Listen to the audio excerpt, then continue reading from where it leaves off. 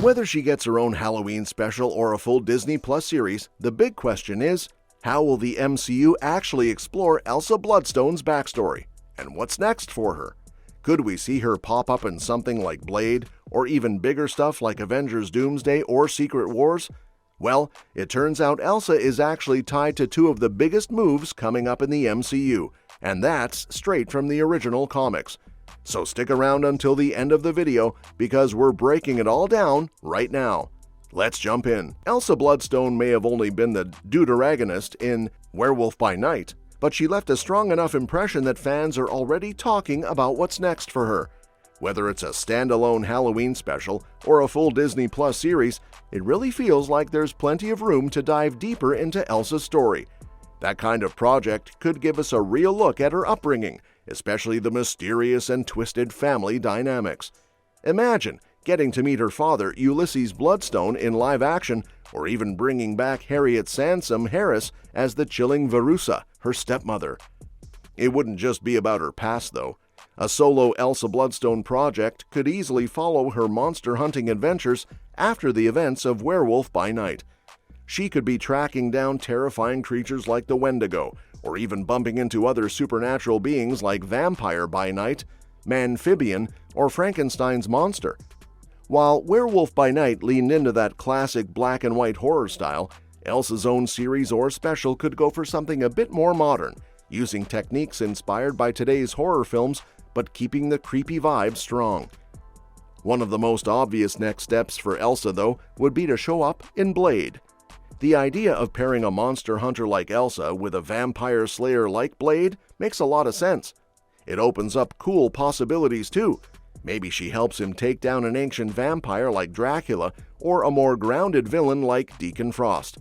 This kind of crossover would be a great opportunity to dig into the Bloodstone lore a bit more, especially how it affects monsters and maybe even someone like Blade, who's part vampire himself. Depending on the timeline of the Blade film and where Werewolf by Night fits into the larger MCU, Elsa and Blade could already know each other when they meet on screen. It might even play out like Blade's cameo in Eternals, where he popped up to talk to Dane Whitman. If Elsa shows up in a similar fashion, it could be a subtle tease for a Midnight Suns team-up somewhere down the line. The Blade movie could also give fans a long-awaited interaction between Elsa and Eric Brooks himself. In the comics, both Elsa and Blade have worked together as part of the Midnight Suns, alongside characters like Ghost Rider and Man-Thing, who of course was already introduced in Werewolf by Night. But there's another fun twist too. In the strange world of Warp World, the two actually merged into a single character, Elsa Bladestone. In that universe, she led the group known as the Covenant in a war against the Evolutionaries, though it ended tragically. It's the kind of bizarre, alternate universe content the MCU could totally lean into as it plays with the multiverse. Elsa also plays a pretty solid role in the 2021 comic miniseries Black Knight: Curse of the Ebony Blade. The story follows Dane Whitman, the same character introduced in Eternals, and in that comic, Elsa actually attacks Dane to get a Bloodstone in his possession. Eventually, they team up once they realize Mordred has the gem. This storyline could easily make its way into the MCU, especially if Dane ends up in the Blade movie, as rumors suggest. It would be a clever way to bring Elsa and Dane into each other's stories while giving fans another glimpse of the Bloodstone's bigger purpose. But her story doesn't just stop in the supernatural corners of Earth.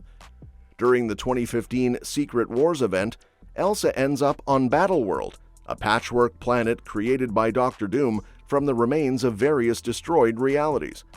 What's wild is that Elsa actually thinks she grew up there. She leads a team of multiverse exiles called the Hell Rangers and ends up fighting some pretty horrific enemies, including zombie versions of Marvel characters like Juggernaut and Doc Ock. She even comes face-to-face with a zombified version of her own father, who had summoned his family there in a hunt for the Bloodstone. It's one of Elsa's most bizarre and emotional arcs to date, with all roads seemingly leading to Avengers Secret Wars in 2025. It makes you wonder how Elsa fits into the bigger picture. Whether or not Werewolf by Night officially took place on Earth 616 won't really matter by then, since the multiverse will likely collapse into one timeline. In fact, if Werewolf by Night is in a different universe, that's even better. Secret Wars will need strong characters from across the multiverse to make it work, and Elsa, Werewolf, and Man-Thing are perfect for that. And just imagine Elsa fighting alongside, or even against, characters like Yelena Belova, Kate Bishop, or Daredevil in Secret Wars. That's the kind of mashup Marvel fans live for. There's already a ton of storytelling to juggle in that movie, probably even more than Avengers Endgame, but Elsa has enough presence to stand out. Elsa's also had ties to the A-Force in the comics, a superhero team made up entirely of women, including names like Carol Danvers, She-Hulk, and Dazzler. While she never officially joined the team, she did cross paths with them during the Civil War II storyline. Through them, she met Sister Grimm, also known as Nico Minoru, who eventually became one of Elsa's allies. If the MCU ever introduces the A-Force on the big screen, Elsa would make a fantastic addition, especially since so many of the founding members haven't shown up yet. Another fun connection? Deadpool. Elsa has run into Wade Wilson more than a few times in the comics.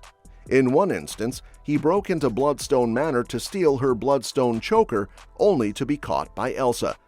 He managed to escape with the gem, but not for long. She later recovered it, and even ended up teaming up with Deadpool and Elektra to take down the Monster King. That storyline took a surprising turn when Deadpool inherited the title of Monster King himself. Elsa ended up helping him fend off threats like Kraven the Hunter, and at one point, they even became a romantic couple.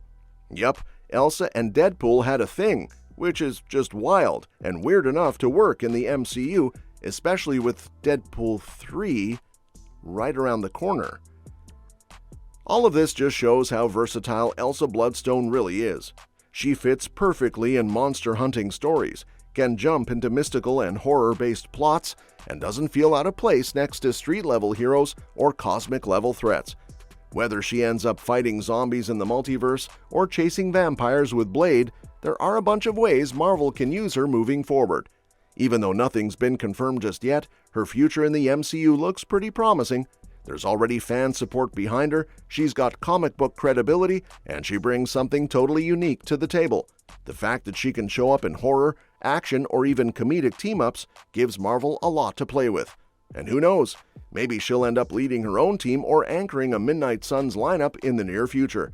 Either way, Elsa Bloodstone isn't just a one-off character, she's got depth, backstory, and a bunch of untapped potential, and it really feels like Marvel's just getting started with her. And that's that for today's video. Thanks for watching, and we will see you in the next one. Your suggestions for future videos are always welcome in the comments below. Don't forget to like, share, and subscribe to stay in the loop. And if you want, you can share your thoughts about this video in the comments.